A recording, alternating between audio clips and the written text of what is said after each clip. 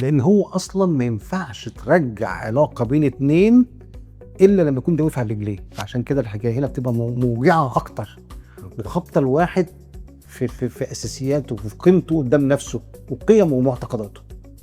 واحنا ناسيين قاعده مهمه جدا كده، ان احنا كلنا كبشر كائنات قابله للخيانه. انا النهارده اتصرفت عملت 1 2 3، طب التصرف ده كان بناء على قيمه جواك فعلا ولا بناء على شعور من الاشاعر السلبيه اللي انت كنت متخانق على اساسها؟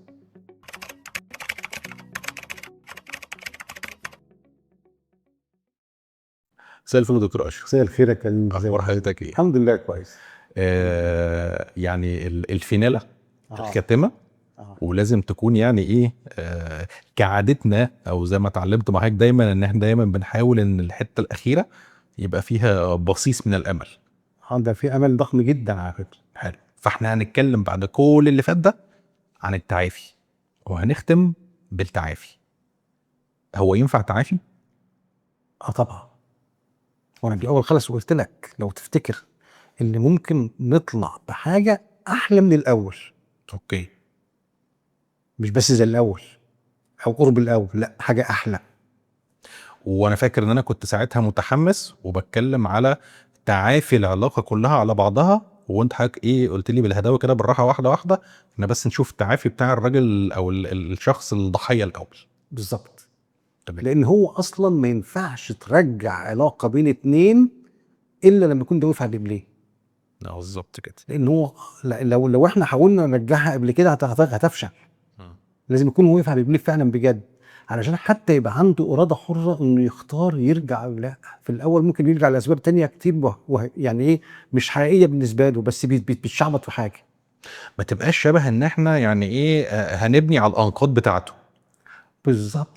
عامل زي يكون مثلا انت دخلت حرب وهتخش بمحادثات سلام بعديها، لو دخلت وانت بتدغدغ مش هتاخد حقك مش هتاخد حاجه خالص. لكن لما تخش وانت فايق واقف على رجليك وبني نفسك صح، لا ممكن تاخد حقوقك كلها كامله والمستقبل كمان يبقى معاك. بالظبط. ده اللي يضمن كمان ان احنا فعلا لو بندور على تعافي للعلاقه يبقى تعافي حقيقي، ما يبقاش طبعا. تعافي مزيف. طبعا. لا مش بنلصم العلاقه، مش بنرجعهم مع بعض وايه ويبوسوا بعض كده وخلاص ونخلص يا جماعه وبتاع صافي يا لبن حليبي قشطه هتقع بعد كده على طول. هتقع بعد كده على طول. هقول لك ساعتها يعني هقول لك ليه بيحصل ده، ليه احنا مصرين نبقى كده يعني. طيب يبقى نبدأ بالتعافي بتاع الضحية. الشخص الزوج او الزوجة اللي تعرض للخيانة. ايه هنتعافى ازاي؟ بص، وطبعا على حسب درجه الاذى اللي حصل. ولما بيكون الاذى شديد والربكه شديده والتدهور اللي حصل حجمه كبير وداخل في مشاعر سلبيه ضخمه وان حياته بقت فيها مشاكل كتيره، ده طبعا لازم يحتاج تدخل مع مختص. اوكي تمام. وهنتكلم احنا دايما عن حد اللي هو الاعلى علشان بعد كده الباقي يبقى مقدور عليهم. وغالبا ما ده يحتاج ادويه. ادوية. دواء. احنا قلنا في تغيرات بيولوجيه بتحصل وفي حاجات بتحصل في كيمياء المخ بتسبب اللي هو الحاجات دي. فعشان كده احنا محتاجين برضه مساعده من الكيمياء المخ نظبط فيها علشان نقرب المسافه شويه او نخلي الشيله ممكن تتشال. بس يعني معلش انا هقطع حضرتك هنا. اتفضل. انا يعني ايه واخد دور الضحية ومتقمصه علشان رد فعله على ده. يعني انا اتخنت وضحية واتبهدلت، وفي الحلقات اللي فاتت قاعدين تقولوا لي تضن القيمه الذاتيه وكذا وكذا وكذا وكذا، وفي الاخر انا اللي هروح لدكتور نفسي وهاخد دواء نفسي علشان التاني ده يقول عليا ان انا في الاخر انا اللي مريض نفسي ومجنون نفسي وانا اللي باخد دواء نفسي. طيب، ما هو احنا قلنا ان التعافي ملوش دعوه بالحق والانصاف. التعافي انت حصل اذى، احنا عايزين نجبر الاذى ده. زي بص، ده واحد ماشي في الشارع خبطته عربيه، هستفيد من قصه رقبه الراجل؟ هستفيد من مسجنه؟ حتى لو حصل ده هو ما استفادش حاجه، هو يتعالج، هو اللي يروح ويعمل عمليه وهو اللي بيتوجع وهو اللي بعد كده يعمل علاج طبيعي، هو مش قادر بياخد مسكنات بياخد ادويه علشان يعمل يقدر يمشي على رجليه. هي دي زي دي بالظبط. خلاص احنا سجلنا الراجل خلاص، وهو بقى ايه لازم هو اللي يشيل الليل. خلاص حجزنا على العربيه ودخلنا الراجل الحبس. طب وانت؟ لازم هو بقى يشيل مسؤوليه تبع تعافيه الشخصي. لازم يبقى عنده القوه والمرونه ان هو يعمل ده. طيب فعشان كده في الاول بتبقى الشيله تقيله جدا، فاحنا محتاجين حاجه تخففها تخليها في عنده قدره زي ما كنت بنقرب له مسافه، بدل ما يبذل مجهود ضخم جدا ولوحده ممكن يفشل. طب ما احنا نجيب حاجه تساعده تخلي الحكايه قابله ان هو ايه يتحملها. طب قبل ما اروح عند الحته دي، انا عندي اضافه بس كده، انه لازم هدي مساحه الاول للانهيار والهويه، زي ما حضرتك قلت كده، الهويه بتاعه الضحيه، واخد وقتي شويه الاول حقي، صح؟ لازم في الاول المشاعر دي عادي جدا انها تحصل، ومفيش حد هو تحصل له بيروح رايح لدكتور، خلي بالك حلو. لازم ياخد شويه وقت بالظبط. لحد ما يلاقي ان الدنيا مش ماشيه معاه. هو كده لازم مش النهارده بكره هيروح رايح للدكتور، مفيش حد عنده ده، كل واحد يحاول بنفسه الاول. انا بوضح ده عشان الضغط بقى المجتمعي، الناس لا بقى لا اللي لا. حوالينا لا ولازم ودلوقتي حالا وقوم وقف هو لازم هم يحاولوا يشوفوا محاولات هو اللي حواليه يعدوا المأزق ده، لكن غالبا في الاخر لا بيحتاجوا تدخل متخصص. وبحب اطمن الناس جدا ان الادويه اللي ممكن نستعملها مش ادويه لان احنا نسكن الدنيا خالص ونخليه مش موجود، لا بالعكس. انا بديله دواء علشان بعد كده الدواء ده يخدمني في التعافي. حلو قوي النقطه دي، اسال فيها. كان في سؤال كده فعلا، انه انا بلاحظ مثلا وانا شغال وجاي حد اتعرض لفقد شديد، تمام، وفاه حد عزيز عليه تحديدا، يعني ممكن الاب او الام او كذا او كذا، تمام. في الوقت ده انا بحاول على قد ما اقدر كطبيب او كمعالج ان انا اتجنب ان انا الجا للدواء مره واحده، علشان فاهمين كويس انه دي مشاعر طبيعيه ولازم تاخد وقتها ولازم يمر بالالم و فالسؤال هنا، الدواء اللي انا هديه مع الوضع ده في وضع الخيانه هيقفل الدنيا فهيخدره؟ والا اكون انا شجعته على انه هو يسلك في سكه اللي هي الحيل الدفاعيه او اللي هو السلوكيات التعويضيه، الادمان وخلافه. ما انا كده عملت نفس الدور. لا، الغضب اللي كان بيسكن لحظيا الالم فانا اديت له بداله دواء ما يحسش بحاجه خالص، ولما يفوق من التسكينه دي يبقى محتاجه تاني. لا انا مش ده خالص. انا بس عشان اقرب الحكايه للناس، لو انا في رجلي مشكله وعايز اعمل علاج طبيعي بيها بس بتوجعني جدا التمارين، فانا هدي مسكن يساعدني ان ادي التمارين. اوكي. يعني هو الدواء جزء من بلال التعافي كله على بعضه، مش ان هو حاجه عشان تسكته. انا مش بخدرك، لا خالص خالص، بالعكس انا محتاج ده.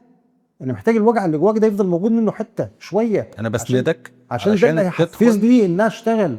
اوكي تمام، فهمت. ده اللي يحفزني اشتغل. ده بيفكرني كده في دورنا كاطباء نفسيين واحنا بنكتب الدواء، ان احنا بنبقى عاملين زي الجوهرجيه، عندنا ميزان كده الذهب بنوزن عليه جرامات الدواء بالظبط، القدر المطلوب اللي يساعد، مش هيلغوش على الالم ولا يسكنه ويخدره وخلاص، لا بس يديني المساحه ان انا اعرف احتمل ما هو قادم، وان انا اقدر اعمل الحاجات اللي تطلب مني.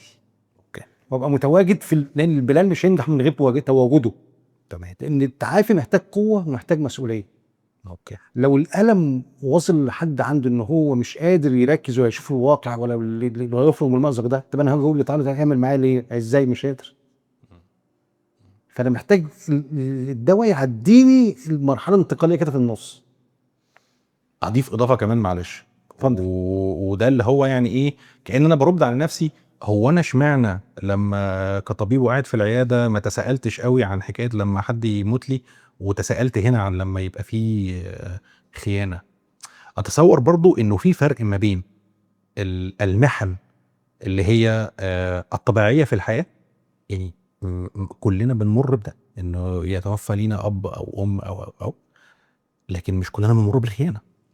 فده كأن دي برضو محنه مركبه، ما هيش محنه طبيعيه من محن الحياه اللي احنا عارفينها. بس التاني ده شك، يعني حد بات له حد ولا زلزال حصل ولا حادثه ولا حرب ولا مفيش فيه الاحساس بالشيء فيزي.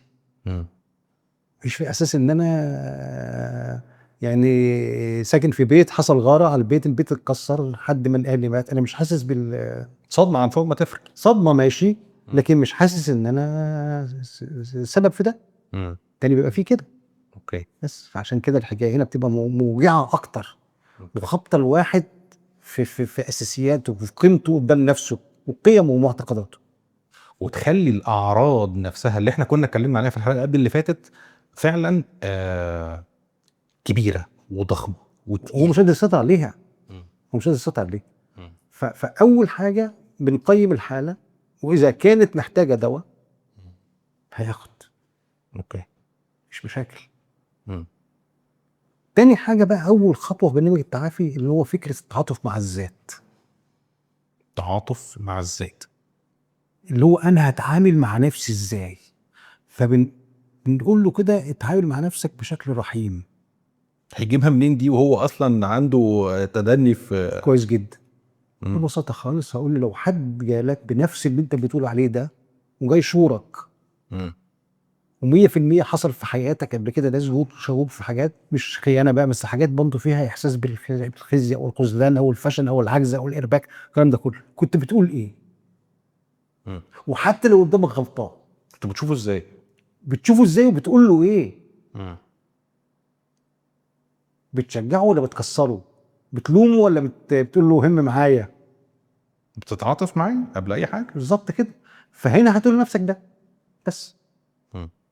فهو التعاطف عباره عن استجابه متفهمه وواعيه للحظات الضعف والفشل بتاعتنا، اللي هي اصلا هتكون نتيجتها ايه؟ انها بتحسسنا بالقوه والتمكين والسيطره، وان احنا قادرين نعمل حاجه، بتحاول تخلينا جوانا حافز ان احنا نصلح. اللي هو بعد الوقت ما يعدي وانا ماشي في ده، فايه ده؟ لا ده انا عندي قيمه ذاتيه تاني. وفي نفس الوقت بتروح مهديه كل المشاعر دي، بدل ما هي عاليه قوي كده خالص في حدتها، تبدا تهدى فتصبح في المتناول، وبتخلينا نقبلها، مش نستسلم ليها، لكن نقبل وجودها ونعرف انها جزء من التجربه. وبنقبل كمان ان احنا، ما احنا زي بقيه الناس، ما الناس كلها ممكن تقع في مأزق زي دي، وان احنا جزء من التجربه الانسانيه عامه. فمش هننزوي ونحس بالخزي وناخد جنب، لا، طب ما انا الناس برضه بتغلط وبتعمل وبتعيش وبتصلح وبكده، فتساعدنا على كده، وبتخليني ابتدي ادور على حافز للتعافي، مش الحافز الانهزامي. هضيف برضه حاجه. اتفضل. انا قاعد بتخيل كده اللي حضرتك بتوصفه ده، فانا كاني بنتقل من هويه الضحيه لهويه المتعافي، فلقطت كده انه في حته كده ممكن تبقى في النص، ترانزيشنال كده، انتقاليه ما بين دي وما بين دي، اللي هي ممكن نشاور عليها انه دي الهويه بتاعت الناجي. يعني انا البيت وقع فوقيا بس موتش، لسه فيا نفس، انا نجاوت من هذه الصدمه، حصلت وتقيله وشنيعه بس انا لسه فيا النفس. فانا ممكن ابقى ناجي، والناجي ده زي ما حضرتك قلت من برضو الحلقه اللي فاتت، انه هنا بقى هتبقى اللحظه المناسبه ان اخد قرار واعي اني اتعافى او اني امشي في سكه التعافي. نغير الهويه من هويه ضحيه، طول الوقت بشتكي وطول الوقت حاسس بالخزي وحاسس بالنقمه وحاسس باللوم وحاسس بالاحساس بالذنب وحاسس بالمشاعر السلبيه دي كلها، وشايف حياتي تقع قدام عيني وعمال بعمل اكتر بتوع اكتر، لان انا احول ده مسار لهويتي اللي هو الايه؟ التعافي او التعافي، اللي هو هويه التعافي. بس برضو للامانه هقول حاجه، تحويل المسار ده برضو احتمال يحتاج تدخل متخصص. ده اكيد، لانه برضو يعني في حته كده ايه خبيثه شويه في حته ال الناجي دي مع الاحداث الاخيره منها، عشان احنا سمعنا عن العقده اللي هي اسمها عقده الناجي او عقده الناجي الوحيد، انا الوحيد اللي نجيت.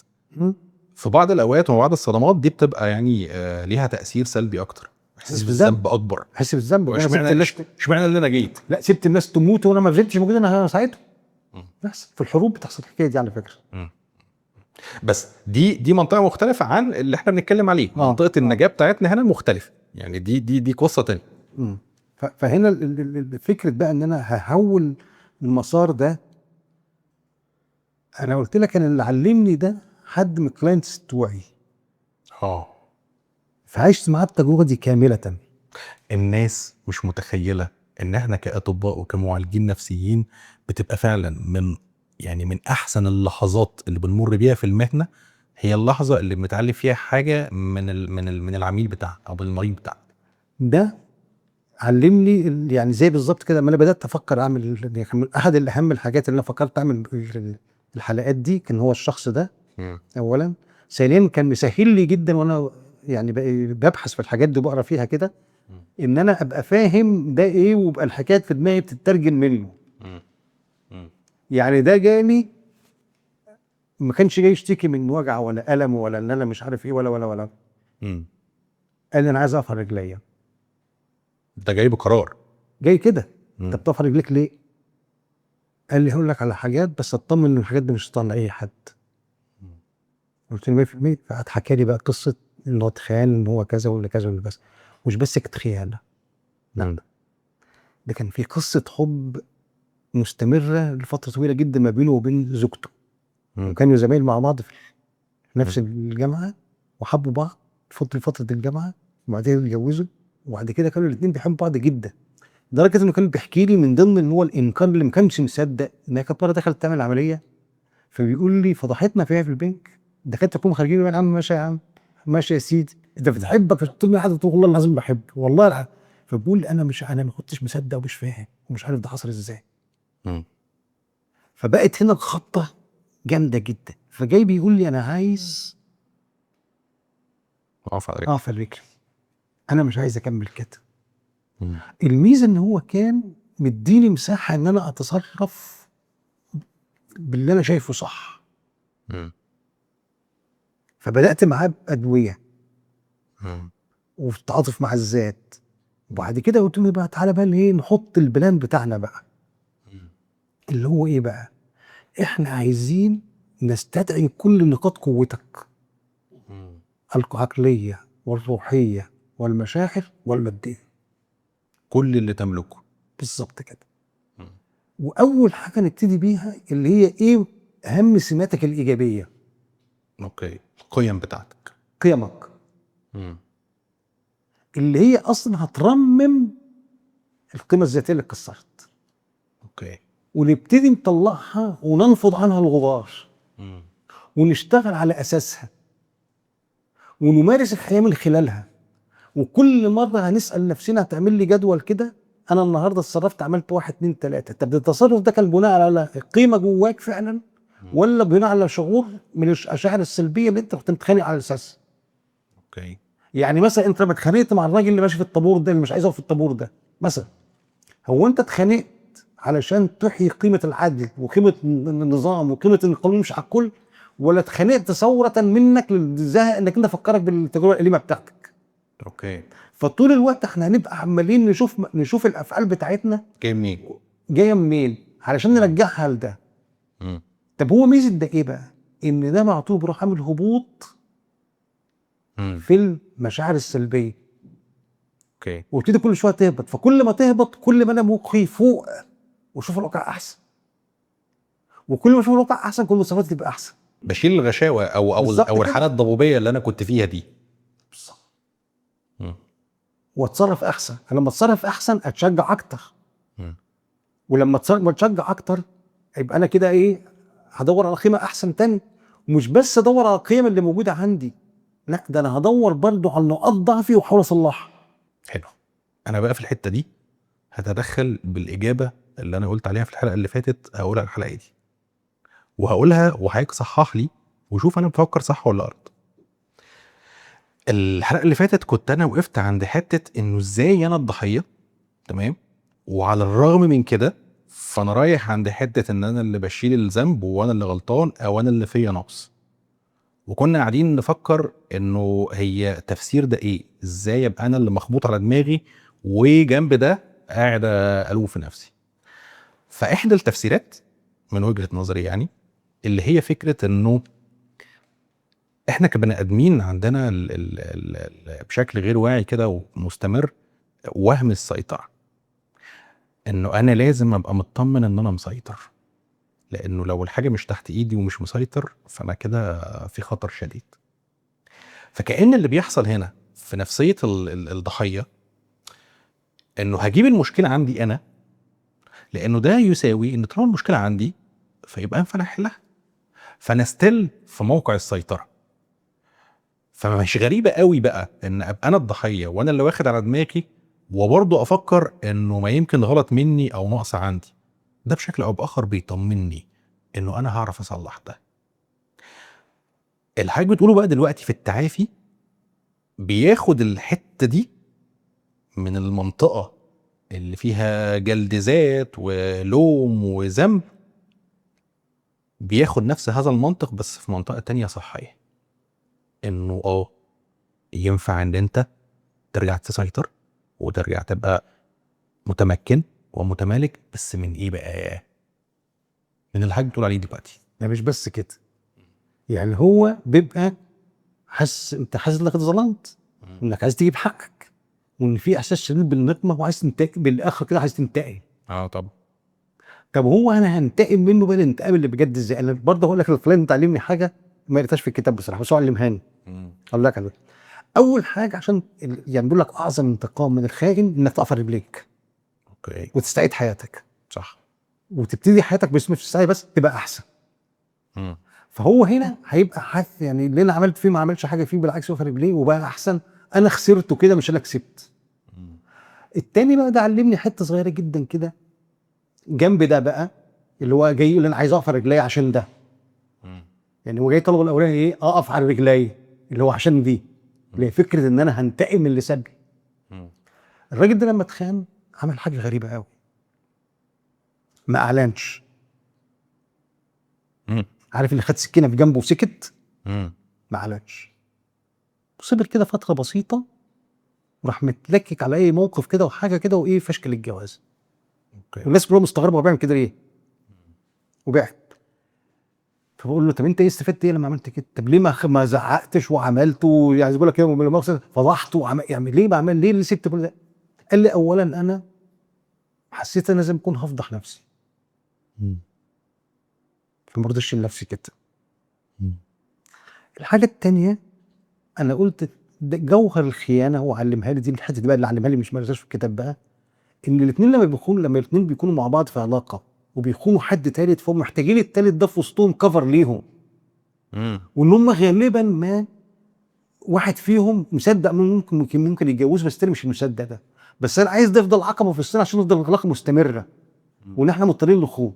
بقى انا لو سحبت نفسي من وسطهم فانا عريتهم قصاد بعض، ورونا تعملوا ايه بقى. وحتى لو اتجوزوا ما انتوا تستاهلوا بعض، وغالبا هتدخلوا بعض انتوا الاثنين. ففكر ان يعني ينتهي بالشكل ده، وده كان تفكير غريب جدا. انا ما وكان في بدايه في قوه. واللي اغراني بعد كده اللي هو فكره بقى ايه، اللي هو احياء القيم الموجوده جواه، واستحداث قيم اخرى كمان مش موجوده عنده اصلا. لان طول ما احنا عايشين في الحياه، هو اكتر حاجه محفزه لنا ايه؟ ان احنا يبقى عندنا فيه غايه بنشتغل على اساسها. لكن الغايه اللي احنا بنشتغل على اساسها دي هي اللي بتخلينا طول الوقت عندنا اللي هو الوقود اللي احنا نعمل واجباتنا ونجود فيها كمان.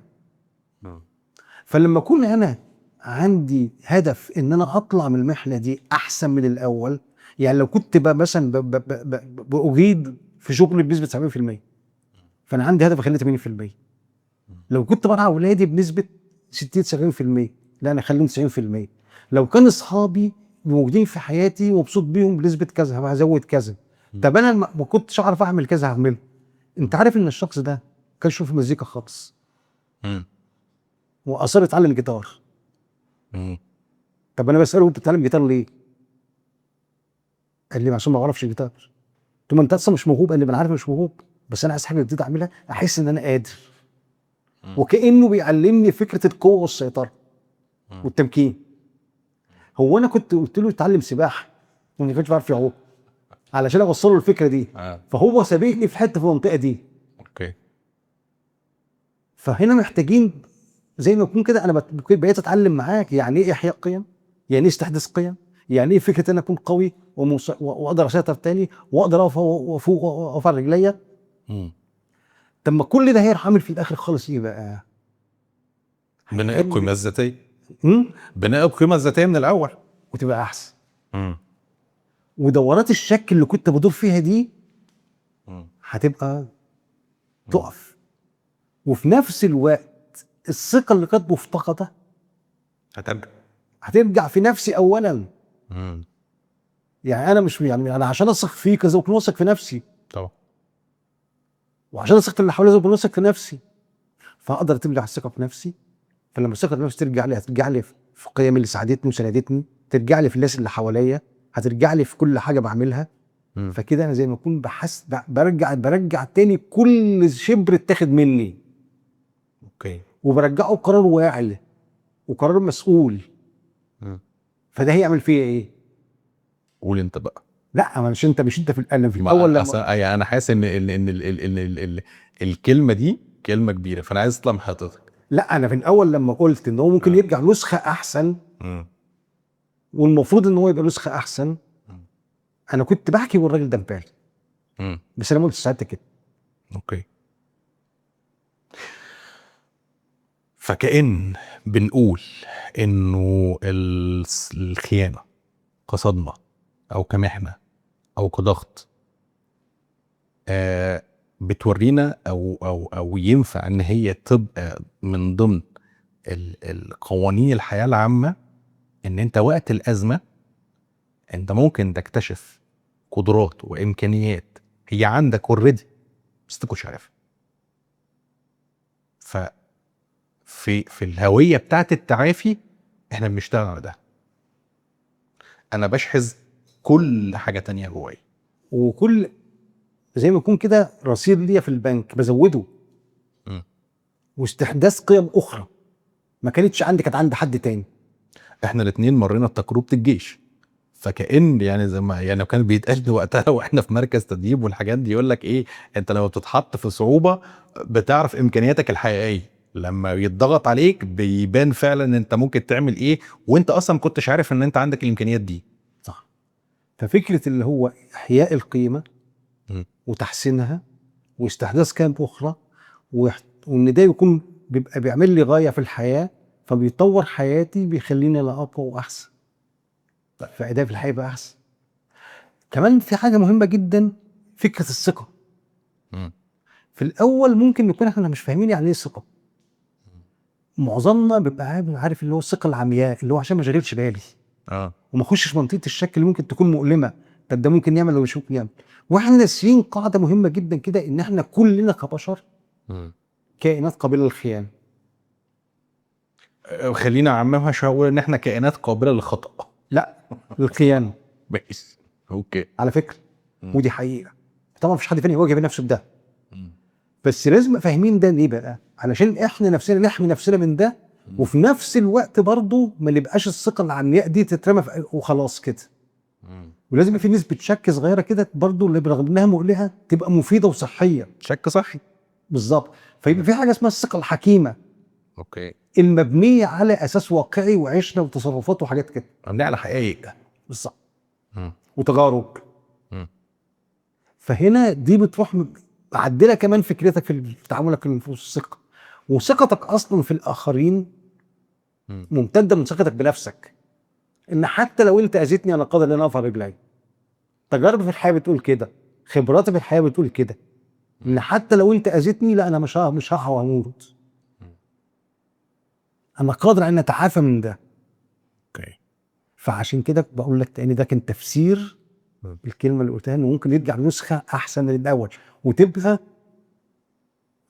رغم ألمه ورغم المحنه ورغم كله طلع في الاخر منها كسبان.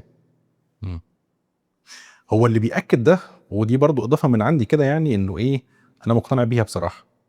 هو ربنا لما خلقنا خلق المخ ده وخلق البني ادم ده قادر حقيقي انه يتجاوز الصدمه. واكبر دليل على كده ان احنا اصلا الحياه بتاعتنا كلنا كبني ادمين بتبدا بصدمه. يعني لحظه الولاده دي هي تروما، صدمه. على الرغم من كده بنعيش وبنكمل وبنكبر فهو البرين بتاعنا يقدر يعمل ده. بس هي المشكله بقى ان احنا ما بيبقاش في وقت الزنقه دي مش شايفين اللي هو عارفين، ولا أو حتى لو عارفين نظري طبعا مش مفعل جوانا. طبعا. فعشان كده برضه هرجع تاني واقول انت محتاج ساعتها مساعده من حد متخصص يعرف يحط على السكه الصح ويساعدك ويسندك في ده صح. وانك تعمل ده. مم. لكن هو طبعا عندنا مرونه، عندنا طبعا، وعندنا الكفاءه ان احنا نتغطى كل الازمات العاطفيه عندنا، وكلنا عندنا تجارب عاطفيه احنا فشلنا فيها، مش لازم خيانه طبعا. يعني، كلنا مرينا بتجارب عاطفيه فاشله، مم. وكنا في ساعات ما كنا فيها وفي الفشل ده كنا مش فاهمين ان يقول لك ده الحياه خلاص كنا متصورين دي نهايه العالم. بالظبط كده. مم. وبعد كده نفاجئ ان احنا الموضوع عدينا. داب تماما. مم. بس في ما دابش عنده ليه بقى؟ لانه متمسك بهويه الضحيه اه. وعمل وصمه تذكاري وقعد جنبه بقى يكمل بيتحب. ده اختيار على فكره. يعني ما كنتش عايز اروح عند الحته دي قوي، بس هو للاسف ده واقع. في اختيار كده. ما هو هنا اختيار، مش انا مش هختار ان انا انجو، اختار ان أنا اخد سكه النجاه. مم. ده لازم يختار واعي. يعني حتى في مساله القيم دي حاجات فطريه موجوده جوانا. يعني الصدق والامانه والمساعده والحب والرعايه دي حاجات فطريه موجوده جوانا. لكن لما يجي في موضوع الخيانه دي بقى عشان اتعافى وافعلها، لازم يبقى اختيار واعي واطلعها على السطح، وابقى عارف انا بتصرف بناء على القيمه دي دلوقتي واسجلها وهكذا، ويمكن لحد ما تبقى خلاص ترجع تاني روتين تاني في حياتك. اوكي. هي الحلقه دي تستحق فعلا انها تبقى الحلقه الاخيره، لان يعني احنا دخلنا في شويه مناطق كده كتيره قوي ليها علاقه بنظريات كتيره في علم النفس والمدارس العلاجيه و من ضمنها مثلا منطقه الظل دي، ان انا بقى عندي القدره اصلا ان انا اواجه نفسي بحقيقي، والمنطقه الشادو بتاعي وكل ما فيه من حاجات مرعبه اللي حضرتك قلت عليها من شويه، انه احنا كلنا قابلين للخيانه. فدي حاجات محتاجين ان احنا نواجهها ونشوفها عشان نقدر نشتغل عليها. طيب قبل ما نخلص، علشان الناس يعني ايه حاسس ان الوجبه دسمه كده، فاحنا عايزين نلخصها في نقط التعافي، في نقط 1 2 3 4. هنعمل ايه او هيحصل ازاي؟ اللجوء المتخصص. اوكي. انا ممكن اعدل هنا واقول اول حاجه انه او الطبيعي انه هيحصل انه لحظه الانهيار، وان يبقى في ناس تستوعبني وانا بنهار، وبعدين اللجوء لمتخصص. تمام. تمام. الحاجه التانيه يبقى فاهم ان هو اللي انا هبقى عندي مسؤوليه عن نفسي، ان انا اللي هعمل ده. اوكي. حلو. واللي مش هطلبه من اللي خانني انه يساعدني. اوكي. وان لازم يبقى عندي القوه والمرونه ان انا اعمل ده. تمام. وان هي شيلتي، وان التعافي ملوش دعوه بالحق والانصاف. اوكي. وان انا على قد ما احب نفسي لازم انا اكون جاهز ان انا اشيل المسؤوليه دي. حلو. وان ابذل مجهود في الاتجاه ده. كل ده ممكن اقول عليه اللي هو حضرتك قلت الخطوه بتاعت هتعاطف مع الذات. احط نفسي على السكه الصح، وابقى فاهم ان انا ممكن جدا في الاخر خالص احصل على الجايزه. وان الالم هو منبع الحياه اوكي. ووسائل لتحسين الحياه. والخطوه الكبيره اللي هتاخد بقى الشغل الكتير، احياء القيم الذاتيه بتاعتي من اول وجديد، عن طريق احياء قيمي كلها، بما فيها ان انا اطور حتى قيم جديده، او ان انا احسن من قيم كانت موجوده. وان كل ده بقى السكه زي ما حضرتك قلت من شويه كلمه مهمه قوي، هو انا مش بختار النجاه فبنجو، لكن انا بختار السكه دي فانا لسه همشي فيها مشوار هبذل مجهود. خطوات. وهبذل مجهود وصدق مم. ان المجهود ده ان شاء الله في الاخر فيه اخره حاجه كويسه حلوه يعني. وبعديها بقى نبقى نشوف ساعتها اذا كان هذا الشخص بعد ما وقف على رجله هيفكر في تعافي العلاقه ولا لا. دي حاجه ترجع له. دي قصه، بس مش هينفع ابدا ده يحصل ان ده يحصل قبل ما يكون ده واقف على رجليه فعلا تمام. وخليني اكد هنا بقى كمان انه ده مش هيحصل الا لما يكون كمان الطرف الجاني قرر بشكل واعي ان هو عايز كمان يصلح. فالضحيه تقف على رجلها تمام وتبقى ناجيه ومتعافيه، وتاخد قرار حر اذا كانت هي عايزه ان العلاقه تتعافى ولا لا. ده بناء كمان وصريح مع نفسها. بالظبط. يعني لازم انا وانا بكرر مثلا انا هرجع له ليه؟ عشان لسه بحبه، عشان خاطر ولادي، عشان خاطر حاجات ماديه، عشان خاطر ضغوط العيله والمجتمع، عشان خاطر تاريخنا مع بعض، ابقى انا واعي وصادق مع نفسي. انا بعمل ده ليه؟ بالظبط كده. تمام. والطرف الجاني يبقى تحمل مسؤوليته وعارف ان هو كمان لازم يتعافى او يتعالج علشان ندخل بقى في المرحله الثالثه اللي هي التعافي بتاع العلاقه. هو لازم ده ينفذ الحاجه اللي هتتقال. هو هيطلب منه حاجات هينفذها، وفي حاجات محرم يطلبها. اثق فيا بسرعه، ممنوع. الثقه دي حاجه هتتبنى على مهل خالص. لا احنا لسه الماضي، لا انت لسه عايش في ده وده كده، خلاص كفايه كده عليك. مفيش كلام من ده خالص. مفيش طلبات في المنطقه دي خارجين من احنا مش هنرجع للقديم بتاعنا. لا هو محرم المطلق ده. احنا بنعمل علاقه من اول وجديد اصلا. غير اول وجديد، ما فيش حاجه نثق فيها بسرعه بقى. سيبك من الماضي بقى، خلاص عايزين نفوق بقى من اللي احنا كنا فيه. مفيش كلام من ده. وانا كضحيه ممنوع عليا ان انا احمله مسؤوليه شفائي ولا مسؤوليه ثقتي في نفسه في اللي حواليا. ممنوع انا ان دي مش عارف اعملها لي، لازم انا اعملها بنفسي. هو اللي كسرها اصلا، هيعملها لي ازاي؟ حتى لو حاول اعملها مش تبقى بالظبط كده. لازم اعملها بنفسي. انا سعيد، حاسس ان احنا مقدمين وجبه دسمه جدا، وبشكر حياتك جدا على انك اديتنا المساحه دي والخبره دي كلها، سواء كانت خبره شغل وحياه او خبره علم او حتى الجانب الطبي البحت اللي احنا اتكلمنا بيه. شوف يا دكتور اشرف. العفو.